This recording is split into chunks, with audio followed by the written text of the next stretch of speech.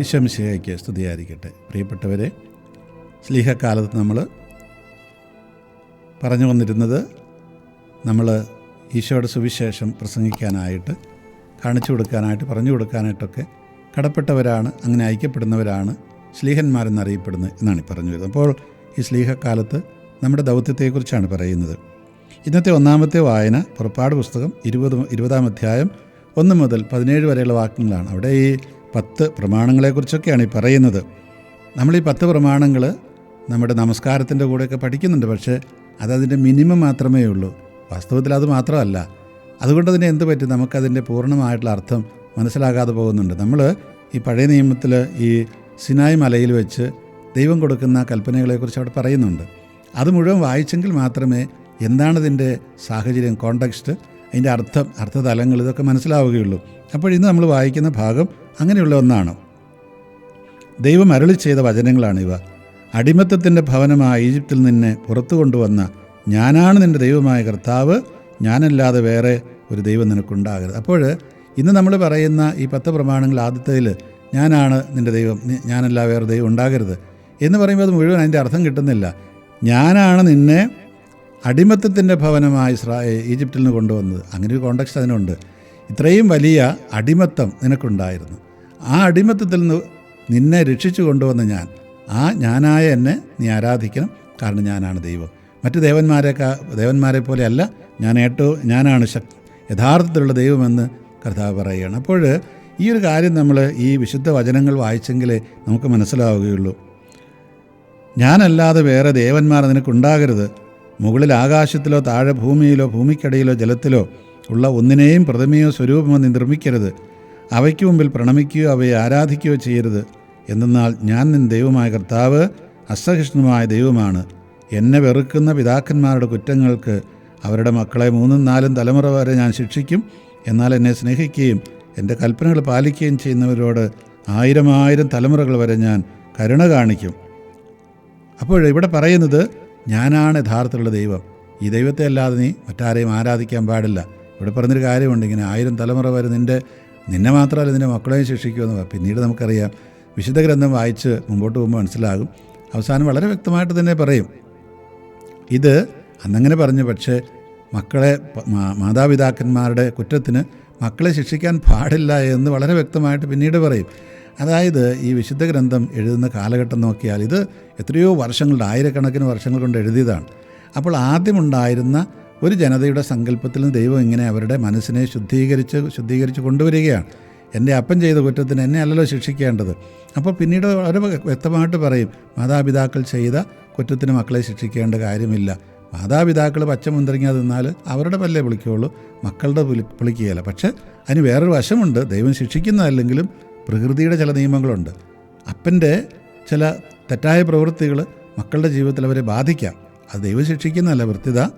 അത് ഇതിൻ്റെ ഒരു പരിണത ഫലമാണ്, അല്ലെങ്കിൽ അതിൻ്റെ ഒരു പ്രത്യാഘാതമാണ്. അവയുടെ പ്രകൃതിയിൽ തന്നെയുള്ള ഒരു നിയമത്തിൻ്റെ ഭാഗമാണിത്. അപ്പം മദ്യപാനിയായ ഒരു പിതാവിന് ജനിക്കുന്ന മക്കൾക്ക് ഉണ്ടാകാവുന്ന പ്രശ്നങ്ങൾ, മയക്കുമരുന്നിന് അടിമയായ അമ്മയ്ക്കുണ്ടാകുന്ന പ്രശ്നങ്ങൾ മക്കൾക്കും ഉണ്ടാകും. അതുപോലെ തന്നെ ചില രോഗങ്ങൾ, പിന്നെ നമ്മുടെ ചില സ്വഭാവങ്ങൾ, നുണ പറയുന്ന മാതാപിതാക്കളാണെങ്കിൽ അവരുടെ മക്കളും അങ്ങനെയൊക്കെ ആയിത്തീരാനുള്ള സാധ്യതയുണ്ട്. മൂല്യബോധമില്ലാത്ത മാതാപിതാക്കളുടെ മക്കൾ അങ്ങനെ ആയിത്തീരാനുള്ള സാധ്യതയുണ്ട്. അതുകൊണ്ട് മക്കൾ ശിക്ഷിക്കപ്പെടുന്നതല്ല, പക്ഷേ ഈ മാതാപിതാക്കളുടെ ഇപ്രകാരമുള്ള പ്രവൃത്തികളുടെ പരിണിത ഫലമാണ് അങ്ങനെയൊക്കെ സംഭവിക്കുന്നത്. അതുകൊണ്ട് വീണ്ടും പറയുകയാണ്, എന്നാൽ എന്നെ സ്നേഹിക്കുകയും എൻ്റെ കൽപ്പനകൾ പാലിക്കുകയും ചെയ്യുന്നവരോട് 1000 തലമുറകൾ വരെ ഞാൻ കരുണ കാണിക്കും. നിൻ്റെ ദൈവമായ കർത്താവിൻ്റെ നാമം വൃഥാ പ്രയോഗിക്കരുത്.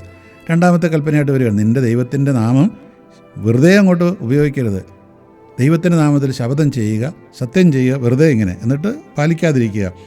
തൻ്റെ നാമം വൃഥാ ഉപയോഗിക്കുന്നവനെ കർത്താവ് ശിക്ഷിക്കാതെ വിടുകയില്ല. അപ്പോൾ ഈ കർത്താവ് ഇങ്ങനെ തൻ്റെ നാമം വ്യർത്ഥമായിട്ട് ഉപയോഗിക്കുന്നവരെ വെറുതെ വിടുകയില്ലെന്ന് പറഞ്ഞ അർത്ഥം എന്താണ്?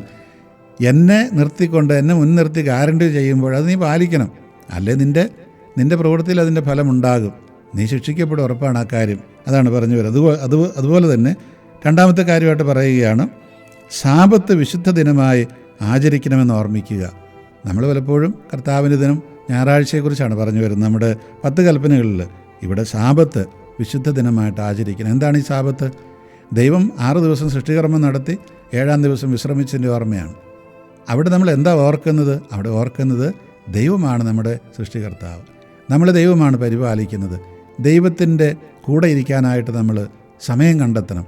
ദൈവത്തിൻ്റെ കൃത്യങ്ങൾ, നമുക്ക് ചെയ്ത കാര്യങ്ങളെക്കുറിച്ച് ഓർത്ത് നന്ദി പറയാനായിട്ട് നമ്മൾ ശ്രമിക്കണം. നമുക്കതിന് അവസരമുണ്ടാകണം. അതുപോലെ നമുക്ക് എന്തെങ്കിലും നന്മ കിട്ടുമ്പോൾ ദൈവത്തെ സ്തുതിക്കാനായിട്ട് കഴിയണം. നിങ്ങൾ പഴയത് മുഴുവൻ വായിച്ചു നോക്കുക. എല്ലാ ദൈവത്തിൻ്റെ ഇടപെടൽ കഴിഞ്ഞു വരുന്ന എല്ലാ സന്ദർഭങ്ങളിലും അവർ ദൈവത്തെ ആടിപ്പാടി സ്തുതിക്കുന്നത് കാണാം. ചെങ്കടൽ കടന്നു വരുന്ന ജനത്തിൻ്റെ മിറിയാമും കൂട്ടരും അവർ നൃത്തം ചെയ്ത് ദൈവത്തെ സ്തുതിക്കുന്നത് കാണാം. മാതാവിൻ്റെ തന്നെ ഓർത്ത് നോക്കുക.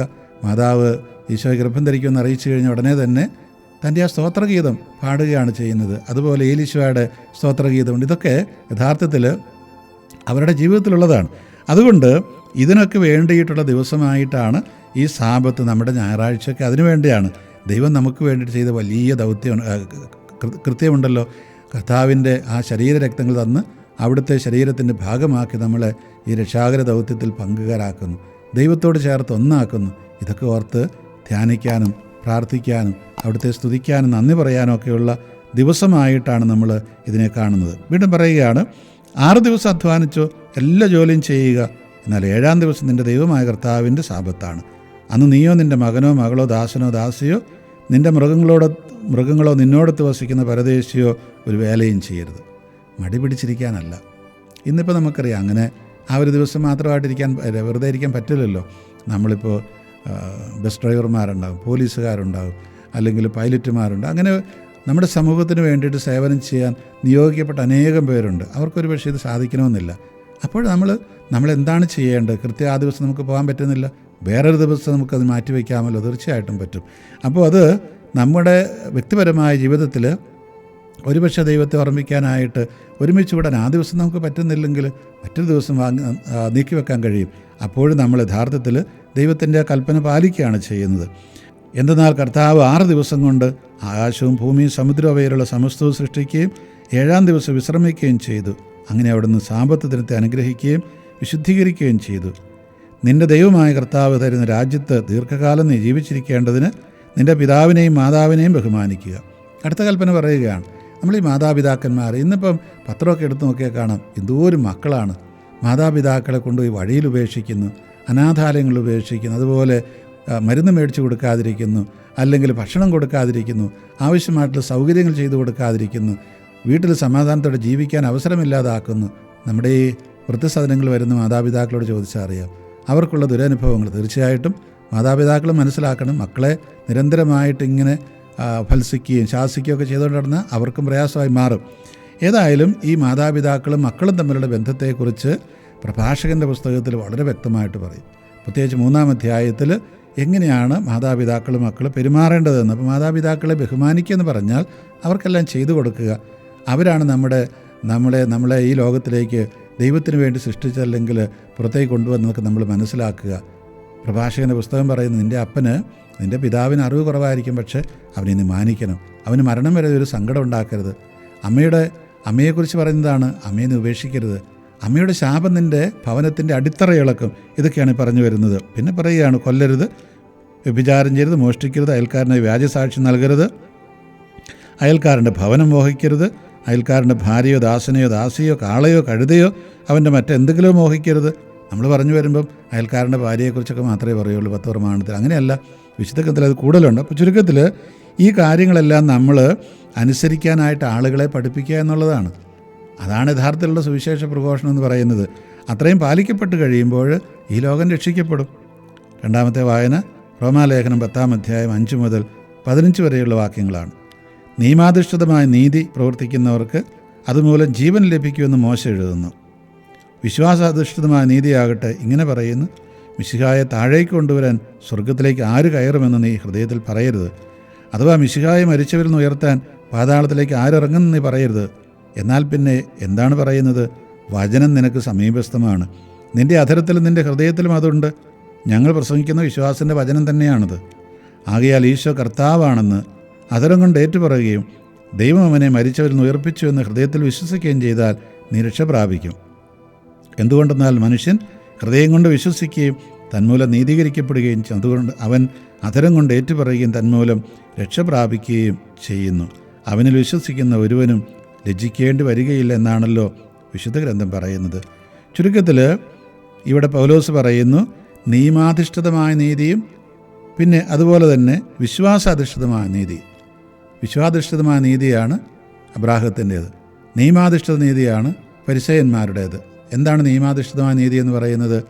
നമ്മൾ കേവലം നിയമം അനുസരിച്ചാൽ മാത്രം മതി, ദൈവത്തിന് പിന്നെ നമ്മളെ ഒന്നും ശിക്ഷിക്കാൻ കഴിയില്ല, അല്ലെ ദൈവത്തിൻ്റെ പ്രമാണം അനുസരിച്ചിന് തുല്യമാണത് എന്ന് പറയുന്ന രീതി. കേവലം നിയമാനുഷ്ഠാനത്തിലൂടെ നമുക്ക് നമ്മളെ തന്നെ നല്ലവരാക്കാൻ കഴിയില്ല, ദൈവത്തിൻ്റെ മുമ്പിൽ നീതിമാന്മാരാകാൻ കഴിയില്ല എന്നാണ് ഈ പറഞ്ഞു വരുന്നത്. ദൈവമായിട്ട് നമുക്ക് കൂട്ടായ്മ ഉണ്ടാകില്ല. അതിന് ഈ അബ്രാഹത്തെ പോലെ ദൈവത്തിൻ്റെ വാഗ്ദാനത്തിൽ വിശ്വസിക്കുകയും അങ്ങനെ വിശ്വാസാധിഷ്ഠിതമായ ഒരു നീതിയിലേക്ക് നമ്മൾ പ്രവേശിക്കുകയും. അതുകൊണ്ട് മിശിഹായെ താഴേക്ക് കൊണ്ടുവരാൻ സ്വർഗത്തിലേക്ക് ആര് കയറുമെന്ന് ഈ ഹൃദയത്തിൽ പറയേണ്ട കാര്യമില്ല. കാരണം എന്താണ്? അങ്ങനെയൊന്നുമല്ല, മിശിഹ നിന്നോട് കൂടെയുണ്ട്.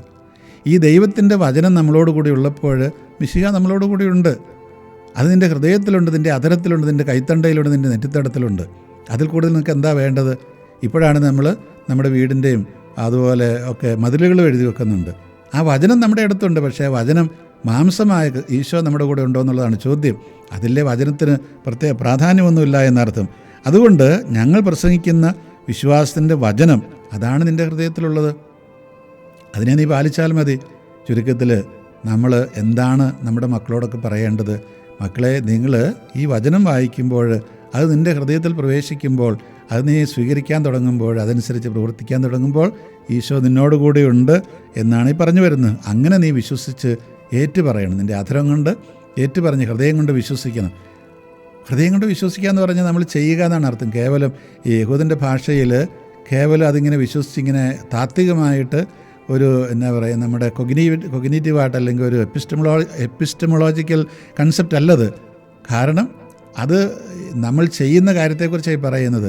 ഹൃദയത്തിൽ നമ്മൾ വിശ്വസിക്കുന്ന കാര്യം നമ്മുടെ പ്രവൃത്തിയിലുണ്ടാകും. അതാണ് നമ്മൾ അധരം കണ്ട് ഏറ്റുപറഞ്ഞത്. അതായത് ഹൃദയത്തിലുള്ളത് ചെയ്യുന്നവൻ, അത് ഏറ്റുപറയുന്നവൻ, അങ്ങനെയുള്ളവരാണ് യഥാർത്ഥത്തിൽ രക്ഷ പ്രാപിക്കുന്നത്. ഈ കാര്യമാണ് നമ്മൾ എല്ലാവരോടും പറയേണ്ടതെന്നാണ് പൗലോസ് പറയുന്നത്. അതിനുവേണ്ടിയാണ് ഞാൻ വിളിക്കപ്പെട്ടത്. അതുകൊണ്ട് കേവലം നിയമം നമ്മളെ രക്ഷിക്കുന്നില്ല, വിശ്വാസമാണ് നമ്മളെ രക്ഷിക്കുന്നത്, വിശ്വാസത്തിലുള്ള പ്രവർത്തനം. സുവിശേഷം, യോഹന്നാൻ സുവിശേഷം 6-ാം അധ്യായം 60 മുതൽ 69 വരെയുള്ള വാക്യങ്ങളാണ്. ഇത് കേട്ട് അവൻ്റെ ശിഷ്യരിൽ പലരും പറഞ്ഞു, ഈ വചനം കഠിനമാണ്, ഇത് ശ്രവിക്കാൻ ആർക്ക് കഴിയും? എന്തായി പറഞ്ഞു വരുന്നത്? നമ്മൾ ആ പൗലോസ് പറഞ്ഞതിൻ്റെ വാക്യ തന്നെയാണിത്. അപ്പോൾ ഈ നിൻ്റെ ഹൃദയത്തിൽ, അധരത്തിൽ, നിൻ്റെ എല്ലായിടത്തും ഈ വചനമുണ്ട്, അത് നിനക്ക് സമീപസ്ഥമാണ്, അതനുസരിച്ചാൽ മതി. ഈ അനുസരണത്തെക്കുറിച്ചാണ് ഈ പറയുന്നത്. ഈ വചനം കഠിനമാണ്.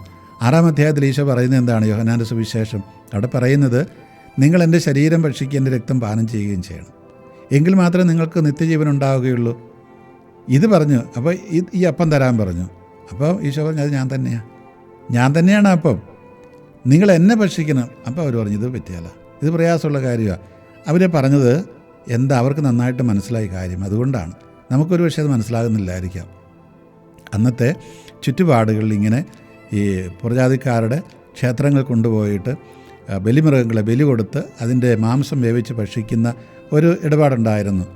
അങ്ങനെ ഭക്ഷിക്കുമ്പോൾ അതിലൂടെ അവരുടെ ദൈവം, അവരുടെ ദേവൻ, ദേവത അവരുടെ ഉള്ളിലേക്ക് കടന്ന് അവരും ദൈവമായി മാറുന്നുള്ള സങ്കല്പമാണ്. ഇതിൽ നിന്നാണ് കർത്താവ് പറയുന്നത്. ആ മതങ്ങൾക്ക് മിസ്റ്ററി റിലിജിയൻസ് എന്നൊക്കെ പറയും.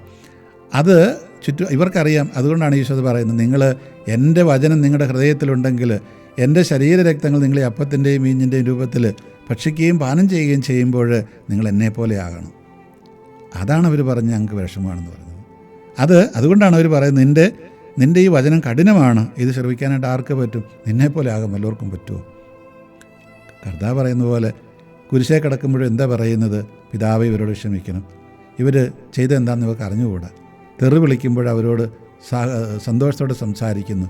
ഇങ്ങനെയുള്ളൊരവസ്ഥയിലേക്ക് നമുക്ക് വരാൻ പറ്റുമോ? ഇതാണ് അവർ പറഞ്ഞ് ഞങ്ങൾക്ക് പറ്റുകയില്ല.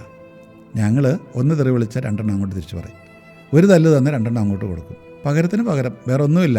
കണ്ണിന് പകരം കണ്ണ്, പല്ലിന് പകരം പല്ല്, അതിനപ്പുറത്ത് ഞങ്ങൾക്കൊന്നുമില്ല. അത് പഴയ നിയമത്തിലെ നീതിയാണ്. കർത്താവ്, നിങ്ങളുടെ നീതി ഇതിൻ്റെ അപ്പുറത്തേക്ക് പോകണം, ഫരിസേയൻ്റെ നിയമത്തിൻ്റെയൊക്കെ നീതിയുടെ അപ്പുറത്തേക്ക് കടക്കണം, അതിനെ അതിലംഘിക്കണം, എങ്കിൽ മാത്രമേ നിങ്ങൾ എൻ്റെ ശിഷ്യരായിരിക്കുകയുള്ളൂ. അതവർക്ക് പറ്റുകയില്ല. ഇതവർ പറഞ്ഞത്. പക്ഷേ ഇതൊക്കെ പറഞ്ഞിട്ട് എന്താണ്, പിന്നെ ഇവർ പോവുകയാണ്. പോകുന്ന സമയത്ത് ഈശോ പത്രോസിനോടും കൂട്ടരോടും ചോദിക്കുന്നുണ്ട്, എന്താ നിങ്ങളും പോകാൻ ആഗ്രഹിക്കുന്നുണ്ടോ? അപ്പോൾ വീണ്ടും കർത്താവ് പറയുകയാണ്, 12 പേരോടുകൂടി അവൻ ചോദിച്ചു, നിങ്ങളും പോകാൻ ആഗ്രഹിക്കുന്നുവോ? ശിമോൻ പത്രോസ് മറുപടി പറഞ്ഞു, കർത്താവേ, ഞങ്ങളുടെ ആരുടെ അടുത്തേക്ക് പോകും? നിത്യജീവൻ്റെ വചനങ്ങൾ നിൻ്റെ പക്കലുണ്ട്. നീയാണ് ദൈവത്തിൻ്റെ പരിശുദ്ധനെന്ന് ഞങ്ങൾ വിശ്വസിക്കുകയും അറിയുകയും ചെയ്തിരിക്കുന്നു. അപ്പോൾ ഈശോ ചോദിച്ചു, നിങ്ങൾക്ക് വേണമെങ്കിൽ പോകാം, പക്ഷേ എൻ്റെ വചനങ്ങൾ നിങ്ങളുടെ ഹൃദയത്തിലും മനസ്സിലും നിങ്ങളുടെ കൈത്തണ്ടയിലും നെറ്റിത്തടത്തിലും പിന്നെ നിങ്ങളുടെ കെട്ടിടത്തിൻ്റെ ഭിത്തിയിലും എല്ലാം ഉണ്ടാകണം. എന്ന് പറഞ്ഞ അർത്ഥം, നിങ്ങൾ എന്നെപ്പോലെ പ്രവർത്തിക്കുന്നവരാകണം, പറയുന്നവരാകണം, പ്രതികരിക്കുന്നവരാകണം. അങ്ങനെ ആകുന്നില്ലെങ്കിൽ വിട്ടുപോകാം, പ്രശ്നമൊന്നുമില്ല. പകുതി എന്നുള്ള ആ പ്രസ്ഥാനം എൻ്റെ കൂടെ നടക്കുന്നവർക്ക് പറ്റില്ല. നമുക്കറിയാം, ക്രൈസ്തവർ പലപ്പോഴും അങ്ങനെയൊക്കെയാണിന്ന്. ഈശോ പറഞ്ഞ എല്ലാ കാര്യങ്ങളും ഒന്നും വിശ്വസിക്കുകയല്ല, അല്ലെങ്കിൽ ചെയ്യുകയല്ല, അതങ്ങനെയൊന്നും അവിടെ നിന്ന് ഉദ്ദേശിച്ചില്ല എന്നൊക്കെ പറഞ്ഞ് നമ്മളങ്ങോട്ട് മാറ്റി നിർത്തും.